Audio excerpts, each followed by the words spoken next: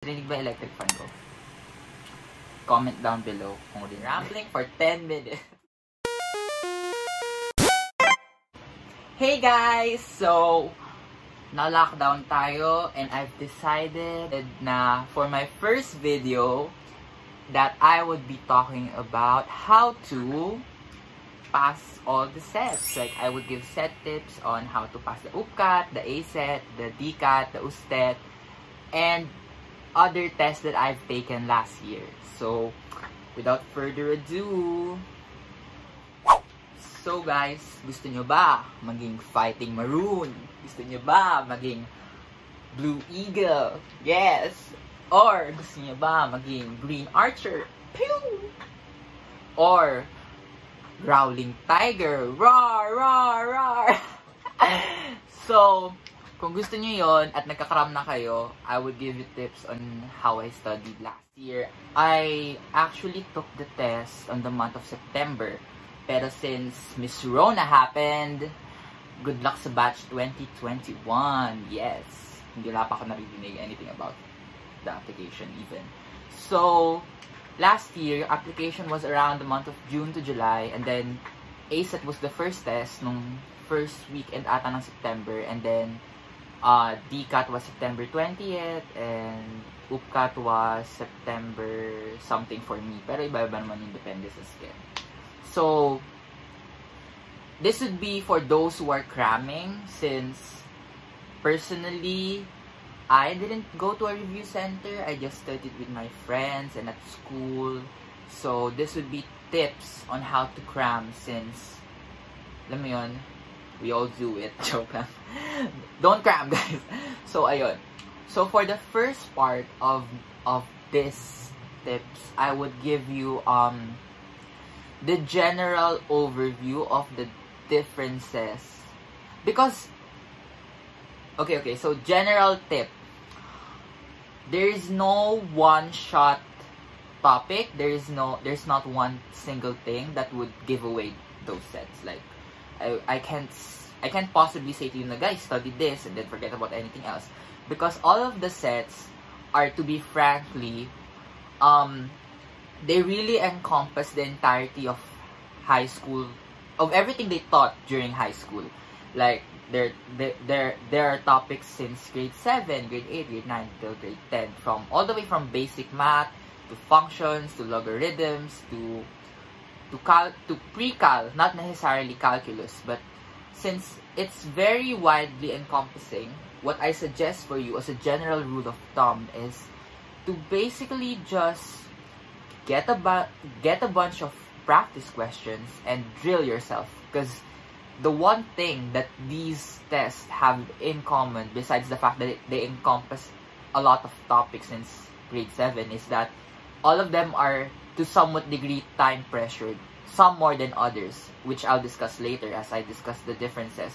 But yeah, so generally what you'd want to do is practice answering test questions within less than 1 minute per question. Because most of the tests have that amount of time allotment per question. So, yun, first step is to drill yourself. Kasi it would really help you to see the kind of test that they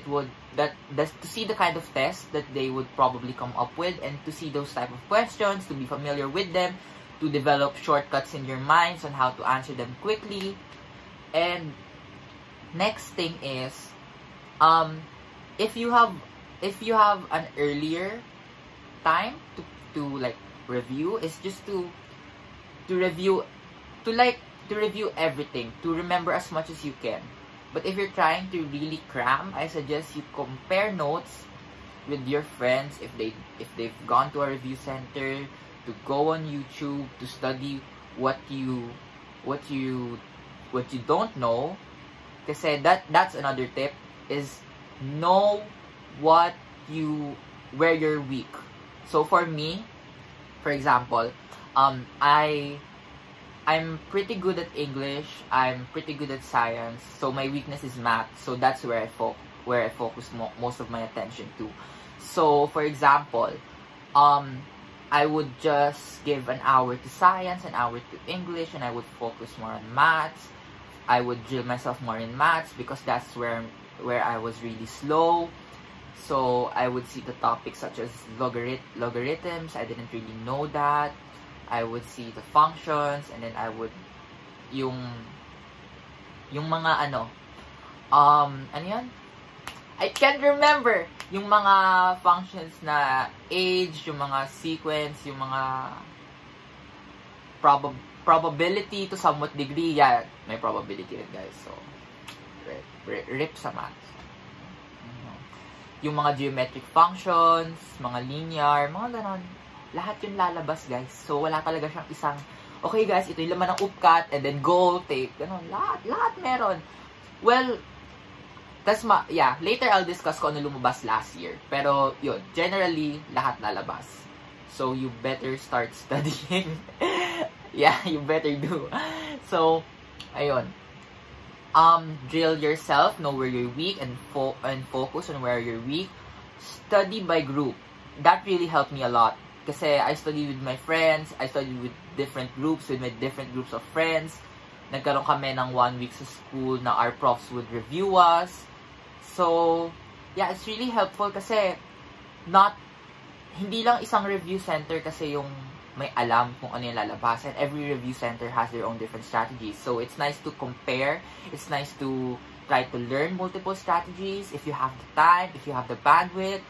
But yeah, generally, just drill, and drill yourself. Yun talaga yung biggest help na masasabi ko sa inyo. And then, so, after that, you should probably also find enough rest kasi you might get burnt out, ganon, just study. Kasi generally talaga kasi, grabe, sobra. Nagulat din ako kung gaano siya ka-general, to be honest. Akala ko it'll be more on specific topics kasi, you know, every one of us reads on Twitter yung like, thread ng UPCAT tips, ganito, ganyan, blah, blah. Pero no, it's really broad yung topics na involved.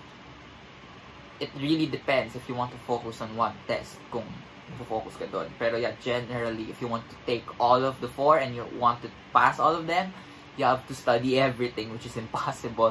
So, you just got to do your best. Yun yung pinaka-important. Like, at some point, guys, you should know na you're doing your best and that's what's important. So, next step is, yun, magbasa rin kayo ng threads. Kasi, sometimes, dati may nakita akong thread sa Twitter which really helped me. There was a G drive of a reviewer for SATs, for UPCAT, for ACET, na hindi ko alam kung saan nanggaling. Hopefully, it's not illegal. Pero yeah, it's a G drive na compiled siya of a lot of reviewers, which really helped me kasi naging supplemental siya na reading material and na testing material for me. Kasi nga, important to get everything. So, yun. So, dahil math yung nireview ko, the next part I'm gonna say is for those who are medyo, mahina tayo sa math. Aminado ko dun, guys. So, sa math, it's important to practice mental math talaga. Like, importante siya na, alam mo yun, yung parang 1 minus ganito, para hindi ka na mag-stutter. Kasi you have less than a minute to answer each question. Yun yung kailangan nyo tandaan, guys. So, for example, ako may time talaga na kailangan ko pa ipapel kung ano yung 25 times something. And that really bogged me down. So, kailangan talaga mabilis tayo sa basics, sa multiplication, addition, subtraction, division. And, ayun, kasi it would really help na kung kaya nyo, kunwari, if you're solving for a word problem, diba, may tinuro sa atin na teachers yung steps, ganito, ganyan. Well, sa test, hindi mo siya magagawa na step by step. So, important na alam mo yung next step. Kung kaya mo mag-skip, try mo mag-skip. So, ayun.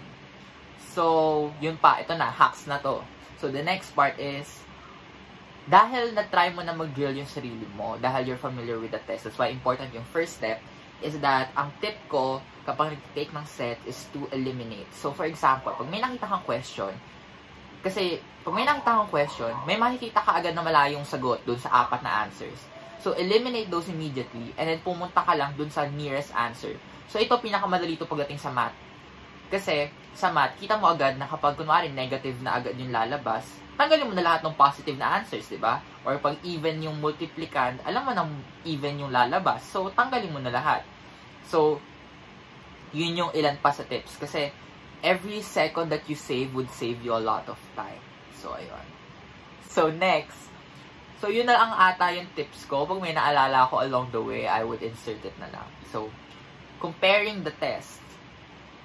So, I guess I'd start with UPCAT. Kasi yun yung, that's the dream, guys. UP. So, for UPCAT, I was surprised. Kasi nga, everyone was hyping it up. Everyone was saying that it was the hardest, it was the blah blah blah, it was blah blah blah. Pero, nagulat ako na out of the 4 tests, yun yung pinaka madali sa English at sa science. Okay? So, yung math, wag natin isama yung math, mahina ako doon. So, yung English at science niya, nagulat ako kasi it wasn't that complicated. Lalo na yung science part. Most ng science part sa UPCAT, you just had to read and understand it. So, for me, nagulat ako na yung mga notes ng friends ko from review centers, hindi ko siya halos nagamit. Ang nagamit ko talaga is mostly things na nalaman ko from junior high even. Hindi siya senior high. So, yun.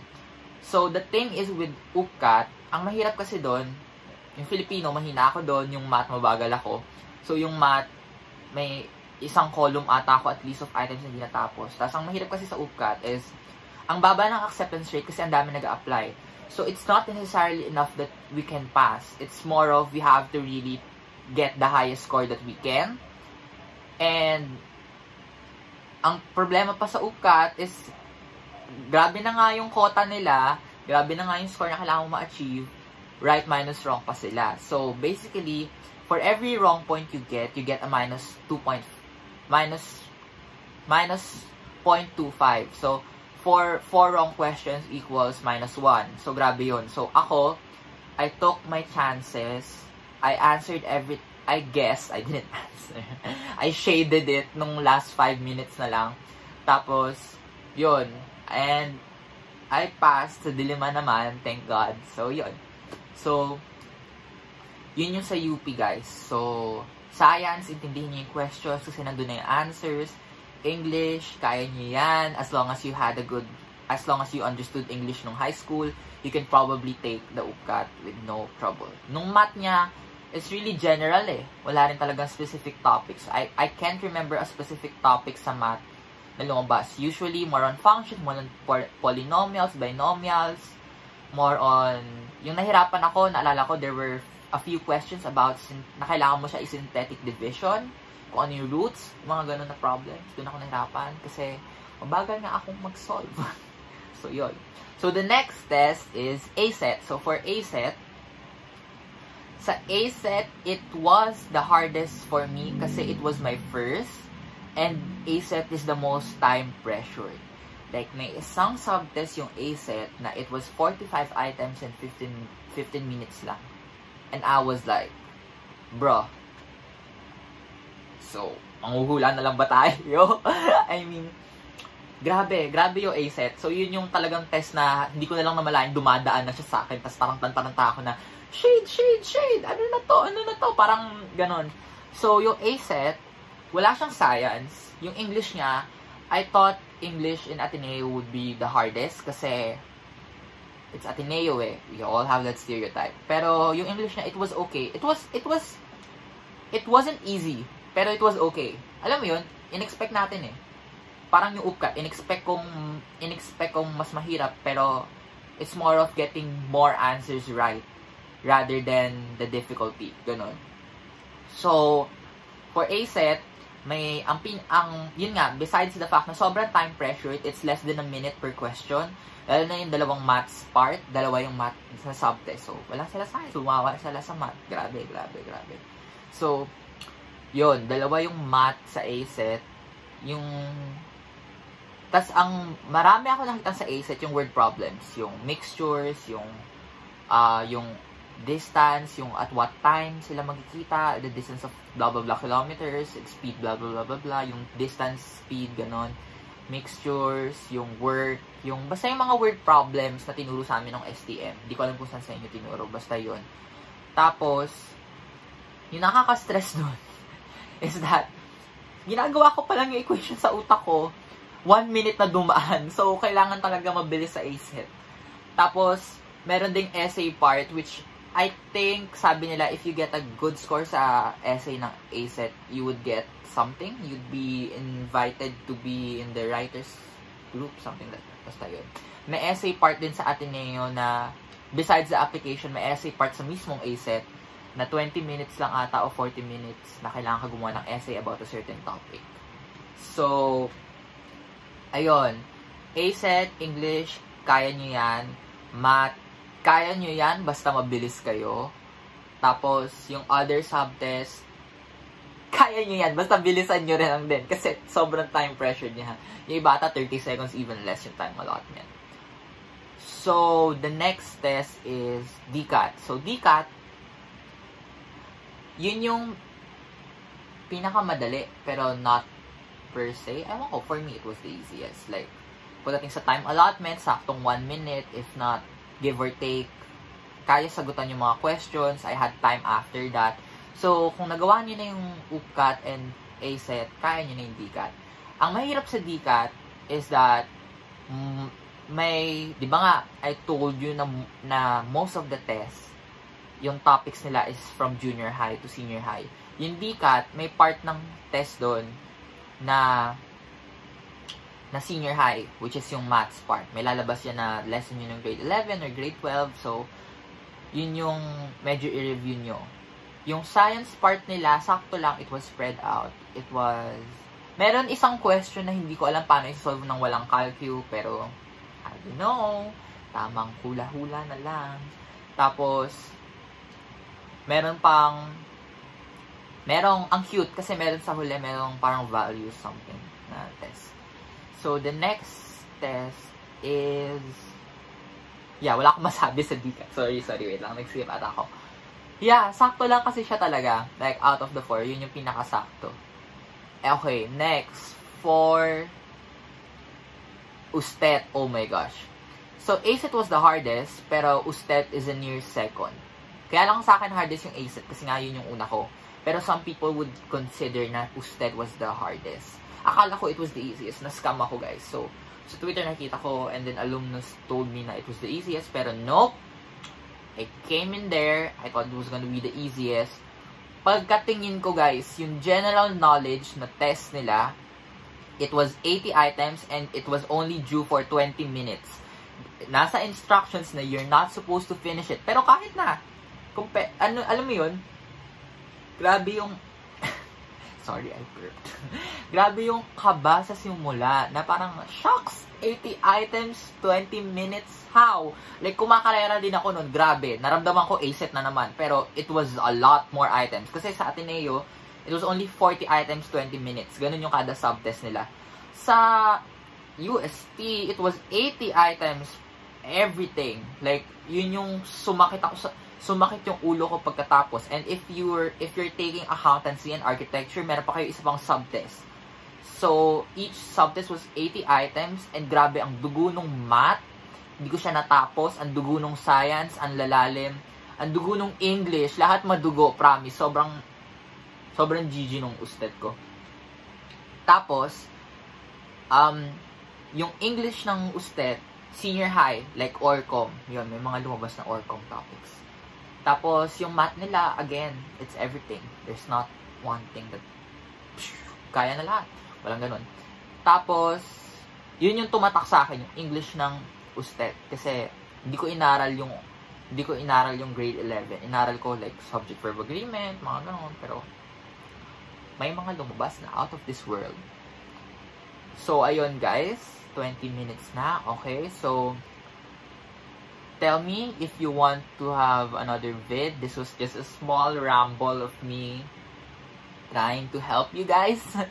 So, yun, again, drill yourself. Hanap kayo sa Twitter ng test materials kasi it's important really to drill yourself. Yun talaga yung nakatulong sa akin.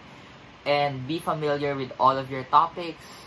Ngayon na wala pang time kung kailan nyo lalabas yung sets, I suggest do this so that you can at least scan. Kasi at least may maaalala kayo, malay nyo sa test at the time of crisis, bumalik. Kasi sobrang general talaga ng topics. As in, wala talagang, for example, sa math, hindi porke alam mo na yung isang part, nakasagutan mo na lahat. It's not like that. Talagang sobrang general nila. And yun, importante rin daw na maganda yung grades ng grade 11 for application kasi it helps daw with you being accepted kasi hindi lang daw siya based sa scores. And ayun pa, if you have any questions guys, or if you have other ideas, if you want me to talk about other sets, kasi I took 8 and this was just the 4. Yeah, ang dami kong tinake guys. I mean, it's because sigurista ako. I wasn't confident na I would pass. That's why I took a lot. So, if you have any other ideas, any other topics, if you have any other video suggestions, just comment down below or message me in my Instagram. Subscribe and like guys. Click the bell notification below if you want. I'll try to post every week. And get ready for the next video. See you guys. Good luck guys sa sets. Tatanggalin video next time. Ang init guys, ang init. So, ayun guys. Namatay ata yung ilaw ko. Hala, ang dilim na.